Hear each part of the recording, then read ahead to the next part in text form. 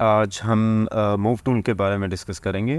Basically इसके basic operations क्या होते हैं, इसके यूज़फुल फीचर्स क्या हैं, इसकी अलाइनमेंट्स के जो ऑप्शंस हैं उनको डिस्कस किया जाएगा। इसके अलावा हम देखेंगे कि ये कौन सी ऐसी चीज़ें हैं फ़ोटोशॉप में जिसके साथ ये प्रॉपर्ली वर्क करता है, किन चीज़ों के साथ ये प्रॉपर्ली वर्क नहीं करता। चलते हैं हम अपनी वीडियो की तरफ और डिस्कस करते हैं इसके बारे में।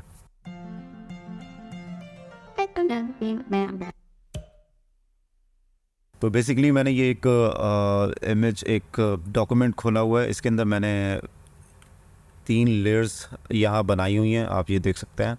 और इन लेयर्स में मैंने अलग अलग लेयर पे 3 कलर्स रखे हुए हैं। तो बेसिकली मुझे अगर इनको मूव करना है, तो मुझे अगर रेड कलर मूव करना है तो मैं रेड कलर की लेयर को सिलेक्ट करूँगा। जैसे मैं ग्रीन भी सिलेक्ट कर सकता हूँ, ब्लू भी। तो मैंने रेड को सिलेक्ट किया। अब मैं इस मूव टूल से इसको यहाँ से ऐसे करके मूव कर सकता हूँ, किसी भी जगह पे मैं इसको ले जा सकता हूँ। इसी तरह अगर मुझे ग्रीन को सिलेक्ट करना होगा तो मैं ग्रीन को सिलेक्ट करूँगा और ग्रीन को मूव करूँगा, और इसी तरह ब्लू को। अब ये इससे मैं अगर एक लेयर पे रहता हूँ, अगर मैं रेड को सिलेक्ट करना चाह रहा हूँ और मेरी लेयर अगर ब्लू सिलेक्टेड है तो मेरे पास मेरी फिर भी ब्लू ही मूव करेगी। मैं चाहे अगर रेड पे क्लिक कर रहा हूँ तब भी वो वर्क नहीं कर रहा। इसके लिए हमें इसके डिफरेंट ऑप्शन समझने होंगे, जिसके बारे में मैं अभी बताने वाला हूँ। से ये एक ऑप्शन है ऑटो सेलेक्ट का। अभी तक हम लोगों ने ये एक्टिव नहीं किया हुआ। अगर इसे हम एक्टिव करेंगे तो हम अभी फ़िलहाल के लिए जो प्रॉब्लम्स आ रही हैं कि हम एक दूसरे रेड कलर को नहीं चूज़ कर पाते और वो टाइम कंज्यूमिंग है, हमें इंडिविजुअली हर लेयर को सिलेक्ट करना पड़ता है। तो अगर हम इसको क्लिक कर दें तो हम देखेंगे कि अब डायरेक्टली हम अगर ये रेड पे जाएंगे, आप यहाँ पे इसको देख सकते हैं। मैं इसको दोबारा से अगर ये ग्रीन को सिलेक्ट करता हूँ तो यहाँ ग्रीन सेलेक्टेड है अभी। तो ये जितनी जगह मैं क्लिक करूँगा ये ऑटो सेलेक्ट करेगा और उसको हम लोग डिफरेंट जगह पे डिफरेंट पोजीशन पे उसको मूव कर सकते हैं। तो इसका ये बेसिकली एक बेसिक अच्छी फीचर है। मैं ख़ुद हमेशा इस चीज़ को एक्टिव रखता हूँ ताकि जो वर्क फ्लो है जो वो बहुत जितना मैक्सिमम फास्ट किया जा सके। नेक्स्ट हम डिस्कस करेंगे ग्रुप्स वगैरह को। इनके अंदर जैसे यहाँ पे देखें, अभी तक हमने इसके अंदर लेयर सेलेक्ट की हुई है। यहाँ पे ग्रुप्स को भी मूव किया जा सकता है। तो ग्रुप्स को मूव करने के लिए मैं एक ग्रुप पहले क्रिएट कर लेता हूँ। उसके लिए मैं यहाँ पे इसको क्लोन करूँगा, एक इसकी नई कॉपी बना लूँगा। मैं एक सेट को मैं ऑफ़ कर देता हूँ और इस 3 को मैं Ctrl+G करके एक ग्रुप बना लूँगा। इसकी एक शॉर्टकट की है ग्रुप Ctrl+G। अगर आप वो नहीं यूज़ करना चाहते हैं तो आप डायरेक्ट एक नया यहाँ पे जाएंगे और इस मेन्यू के अंदर आप एक नया ग्रुप न्यू ग्रुप क्रिएट कर सकते हैं। इस ग्रुप का मैं नाम भी दे देता हूँ टेस्ट ग्रुप। तो ये टेस्ट ग्रुप के अंदर मैं ये 3 फाइल्स को सिलेक्ट करूँगा और इसके अंदर मूव कर दूँगा। तो अब ये देखेंगे ये आपकी यहाँ पे शिफ्ट होके इसके अंदर से शो कर रहा है। अगर मैं इसको सिलेक्ट करता हूँ तो ये इसी के इनसाइड है, और बाकी लेयर्स जो मैंने अभी हिडन कर दिए हैं क्योंकि हम उसको डिस्कस नहीं करने वाले। अभी हम चेक कर रहे हैं कि ये एक साथ मूव कैसे करता है। तो इस मूव टूल को वर्क करने के लिए हमें इसकी अगर अभी मैं फ़िलहाल के लिए अगर करता हूँ तो ये पूरे लेयर्स को सिलेक्ट कर रहा है, लेकिन अगर मैं पूरे मूव को करना है तो हम ये कंट्रोल प्रेस करेंगे, कंट्रोल की को प्रेस रखेंगे और पूरा का पूरा आप देख सकते हैं कि ग्रुप मूव हो रहा है। अगर हमें लेयर के अंदर काम करना है, अगर यहाँ पे हम लोग ऑप्शन चेंज कर लेते हैं ग्रुप का, तो विदाउट यूजिंग एनी की हम लोग इसको अगर मूव करेंगे तो देखेंगे पूरे का पूरा मूव हो रहा है। अभी क्योंकि उसने ग्रुप की कमांड हमने दी हुई है तो इस वजह से उसने पूरे ग्रुप को सिलेक्ट किया और उसको मूव किया। इंडिविजुअल लेयर्स में जाने के बावजूद वो पूरे ग्रुप को मूव कर रहा है क्योंकि यहाँ पे हमने फंक्शन चेंज कर दिया। इसको हम अगर रिवर्स दोबारा लेयर्स करेंगे तो दोबारा से वो लेयर्स के अंदर से उठाना शुरू कर देगा। तो ये बेसिकली इसका फंक्शन है। मैंने इसमें ऑटो सेलेक्ट ऑन रखा हुआ है, अगर आप देख सकते हैं, और हम अभी लेयर पे हैं। और इसके अंदर हम नेक्स्ट अगर टूल चेक करेंगे तो वो है शो ट्रांसफॉर्म कंट्रोल्स। इस फीचर का बेसिकली फ़ायदा क्या होता है कि अगर मैं इसको क्लिक करता हूँ तो ये यहाँ पे कॉर्नर्स पे देखें एक ट्रांसफॉर्म जो करता है कि हम इसको रीसाइज कर सकते हैं। अभी तक अगर इसको मैं ऑफ़ रखता हूँ तो मेरी ये हिडन होता है। इसको मैं दूसरे वे से भी कर सकता हूँ। अगर मैं इसको Ctrl+T करूँ तो ये उसी तरह का ट्रांसफॉर्म मुझे शो करता है। इसके लिए मुझे इसको हमेशा उस शॉर्टकट में यूज़ करना होगा। इसका दूसरा वे है कि हमें इसको ट्रांसफॉर्म करना है तो हमें इसके इमेज के अंदर एडिट मेन्यू में जाके हमें इसके ट्रांसफॉर्म के अंदर करना होगा क्लिक, और हम इसको यहाँ पे ट्रांसफॉर्म इंडिविजुअली किस टाइप का करना है वो भी कर सकते हैं, या हम इसे फ्रीज ट्रांसफॉर्म कर सकते हैं। उसकी देखिए यहाँ शॉर्टकट की भी दिखा रहा है हमें यहाँ पे कि फ्रीज ट्रांसफॉर्म है। इसको हम क्लिक करेंगे तो ये दोबारा से अभी इस पे आ जाएगा। अभी मैं इसको एस्केप कर देता हूँ और मैं शो कर रहा हूँ कि मूव टूल के अंदर अगर इसे मुझे डायरेक्टली यूज़ करना है विदाउट मैं उसके शॉर्टकट्स यूज़ करूँ या मैं एडिट मेन्यू में जाऊँ, तो मैं इसको शो ट्रांसफॉर्म कंट्रोल करूँगा तो इसके अंदर ये साइड पे ये चीज़ आ जाएगी।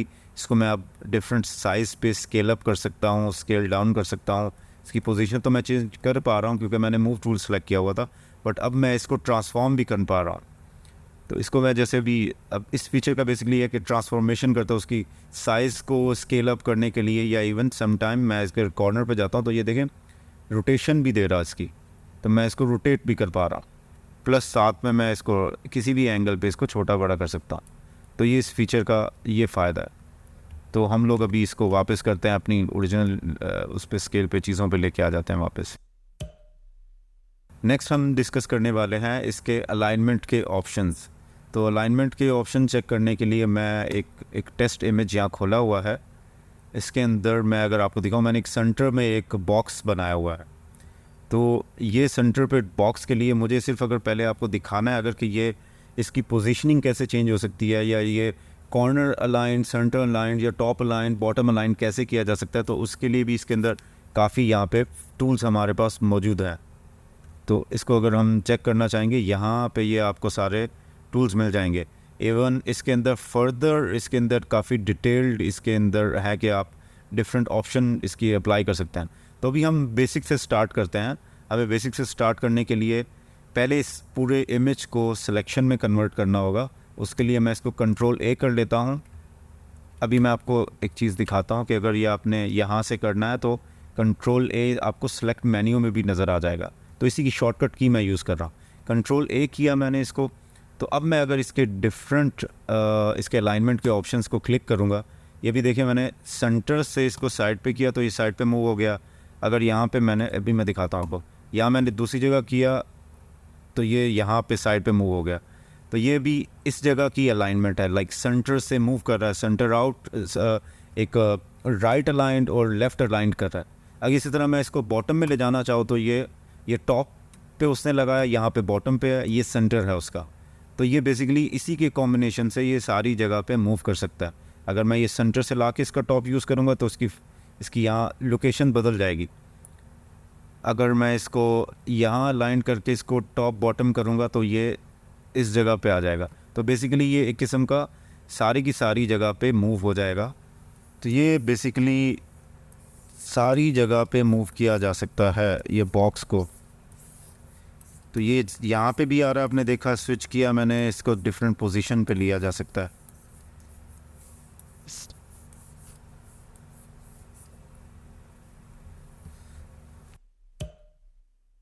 इसके अलाइनमेंट के अगर दूसरे ऑप्शंस को चेक किया जाए तो मैंने उसके लिए ये 3 लेयर्स पे अलग अलग इसको पोजीशनिंग इसकी डिफरेंट रखी है, इसको अलाइन नहीं किया हुआ। अगर अब मैं इन सबको सिलेक्ट करता हूँ, सिलेक्ट मैं मूव टूल से अगर सबको सिलेक्ट करूँगा, ये देखिए मैंने ड्रैग किया और जितना भी उस सिलेक्शन के नीचे आ रहा है वो उन सब लेयर्स को यहाँ सेलेक्ट कर रहा है। तो इनको मैं सेलेक्ट करता हूँ। इसका दूसरा तरीका ये है कि आपने ये क्लिक किया और शिफ्ट प्रेस करके आपने बाकी लेयर्स को भी सिलेक्ट कर लिया, तो उसने सब लेयर्स को सिलेक्ट कर लिया बेसिकली।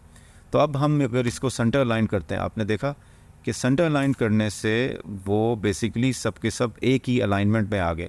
इसको मैं अगर साइड पे करता हूँ तो वो एक साइड पे इसका शो कर रहा है अलाइनमेंट। अब मैं अगर इसकी दूसरी साइड करूँ तो देखिए यहाँ पे उसने दूसरी साइड शो कर दी है। तो ये डिफरेंट पोजीशनिंग इसकी चेंज की जा सकती है। तो अब हम इसको एक दफ़ा वापस रखते हैं ताकि हम लोग उस अलाइनमेंट को मज़ीद समझ सकें। अच्छा, अगर हम लोग इसकी पोजीशन, अगर मैं इसको मूव करता हूँ इस तरह करके, इसकी हॉरिजॉन्टल में इसको रख लेता हूँ सारी चीज़ों को और रैंडमली उसमें रख लेता हूँ इसको, तो हम लोग इसके अंदर इसकी देखें पोजीशंस चेंज कर सकते हैं और इसको हम लोग चीज़ों को हॉरिजॉन्टल वे में भी अलाइन कर सकते हैं। पहले हम वर्टिकल देख रहे थे, अब हम हॉरिजॉन्टल देख रहे हैं। ठीक है। अच्छा, इसमें एक और बहुत कूल फीचर है जो हमारे पास है। अगर हम इसका यहाँ पे देखें तो ये 3 तो अलाइनमेंट के हो गए, जो टॉप अलाइन, बॉटम अलाइन और सेंटर अलाइन। ये उसके वर्टिकल का हो गया, एक हॉरिजॉन्टल है, एक वर्टिकल का है। इसके अलावा यहाँ पे स्पेसिंग का भी दिखा रहा है। इस बेसिकली ये क्या करता है, ये डिस्ट्रीब्यूट करता है, डिस्ट्रीब्यूट हॉरिजॉन्टली या डिस्ट्रीब्यूट वर्टिकली। इसका क्या मतलब है, बेसिकली मैं अगर ये तीनों लेयर्स को दोबारा से सिलेक्ट कर लूँ तो भी आप अगर नोटिस करें तो इन सब के गैप्स, यहाँ से यहाँ तक का गैप और यहाँ से यहाँ तक का गैप बिल्कुल ही टोटली आपस में एक जैसा नहीं है, सब इक्वली डिवाइडेड नहीं है। उसको करने के लिए हमें, अगर मैं इसको करता हूँ, इसको मैं यहाँ क्लिक करता हूँ तो यहाँ अगर आप नोटिस करें तो इसका उसने डिस्टेंस एक जितना ही कर दिया है। मैं जूम करके आपको दिखाता हूँ। कंट्रोल स्पेस के साथ भी होता है, इसमें कंट्रोल प्लस भी आप करेंगे तो ये जूम करेगा, कंट्रोल माइनस करेंगे तो ये जूम आउट हो जाएगा। तो ये अब इक्वली उसने अलाइन कर लिया। अब मैं सेम पोजीशन में इसको वर्टिकल में आपको दिखाता हूँ कि वर्टिकल में ये कैसे काम करेगा। इसको मैं रैंडमली यहाँ रख लेता हूँ डिफरेंट पोजीशनिंग में। अब मैंने यहाँ का डिस्टेंस अलग रखा हुआ है, यहाँ का डिस्टेंस अलग रखा हुआ है। मैं दोबारा से इसको तीनों लेयर्स को सिलेक्ट करता हूँ और अब मैं ये वाला दूसरा ऑप्शन यूज़ करूँगा, यहाँ वाला। ये बेसिकली ऑप्शन है हमारा जो डिस्ट्रीब्यूट करेगा उसको वर्टिकली। तो इसको हम लोग अगर सेलेक्ट करते हैं और ये करते हैं तो देखिए यहाँ पे उसने हमारे पास एक लेयर से दूसरी लेयर और दूसरी लेयर से तीसरी लेयर के बिटवीन इक्वल गैप्स बना दिए हैं। अभी हमें ये देखेंगे कि ये किन चीज़ों के साथ काम नहीं करता है। अब लेट्स सपोज कि मैंने अगर ये सेम आपको दिखाया, एक सिलेक्शन पे काम किया, बट अगर मैं खाली सिलेक्शन लूँ, खाली सिलेक्शन को मूव करना चाहूँ तो इस मूव से ये एक एरर दे देता है।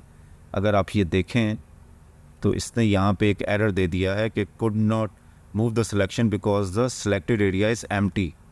तो पहले हमें इस एरिया को फिल करना होगा, इसलिए मैंने अभी आपको बताया कि हम लोग को पहले फिल करना होता है, फिर ये मूव टूल काम होता है, उससे पहले नहीं होता। अच्छा, अगर वैसे सिलेक्शन को हमें मूव करना है तो हम इस सिलेक्शन के अंदर मूव टूल, मार्की टूल या किसी भी टूल के अंदर रहते हुए, जिस टूल से ये क्रिएट की गई है सिलेक्शन, अगर हम उससे इसके इनसाइड आएंगे, अगर आप यहाँ पे देखें कि मैं जब इसको इसके इनसाइड आता हूँ तो इसकी सिलेक्शन जो है वो मूव टूल की तरह बन जाती है। तो इससे हम मूव कर सकते हैं, बट नॉट विद ये मूव टूल के साथ नहीं होगा। उसके लिए आपको उसी टूल के अंदर रहना होगा। अगर आप बाहर रहेंगे तो ये नहीं काम करेगा। जब आप इस कॉर्नर से इनसाइड जाएंगे तो ये मूव करना शुरू कर देगा। अभी मैं इसको कंट्रोल डी करके डीसेलेक्ट कर देता हूँ, जो ये सिलेक्शन मेन्यू में जहाँ पे आपको मिल जाएगा कंट्रोल डी। जो सिलेक्शन की जाती है उसको अगर डीसेलेक्ट करना हो तो उसके लिए शॉर्टकट की है कंट्रोल डी। तो हम अभी वो करते हैं। अच्छा, एक चीज़ मैं और दिखाना चाहूँगा इसमें कि अगर आपने कोई पाथ बना लिया, ये हम लोग आगे डिटेल से बनाएंगे, पेन टूल से पाथ्स बनते हैं, क्रिएट होते हैं। इसको मूव भी ये नहीं कर पाता। ये देखिए, ये इस पर काम करने की कोशिश कर रहा है बट इसको मूव नहीं कर पा रहा। इसके लिए बाद में हम पढ़ेंगे कि ये किस तरह से डायरेक्ट जो पाथ्स वाले मूव टूल होते हैं वो काम आते हैं। ये यहाँ पे आपको मिल जाएंगे, बट ये जो नॉर्मल जो हमारा मूव टूल है वो इन पे काम नहीं करता। अभी फ़िलहाल के लिए मैं इस पाथ को डिलीट कर देता हूँ। ये सिर्फ एक इस वीडियो में दिखाने के मकसद के लिए ओपन किया गया था। अच्छा, ये किस चीज़ को और नहीं करता है। अभी अगर आप देखें तो यहाँ पे ये लेयर ऑन है और ये ऑफ़ कर रहा हूँ मैं। ये आई ऑफ़ करता हूँ तो ये गायब हो जाती है, जब मैं ऑन करता हूँ तो ये आ जाती है। अगर मैं इसको यहाँ मूव करूँ तो ये कर पा रहा है। अगर मैं इसको रखते हुए ऑफ़ कर दूँ तो ये हिडन लेयर को, क्योंकि ये किसी चीज़ को सिलेक्ट नहीं कर पाता तो ये मूव भी नहीं कर पाता, तो ये इस पे भी काम नहीं करेगा। इसके अलावा अगर मैंने ये ऑन कर दी और इसको मैंने अगर किसी भी तरह से, ये यहाँ पे हमारे पास टूल्स हैं, अगर आप ये देखें लॉक्स हैं, इससे अगर मैं लॉक कर दूँ इसको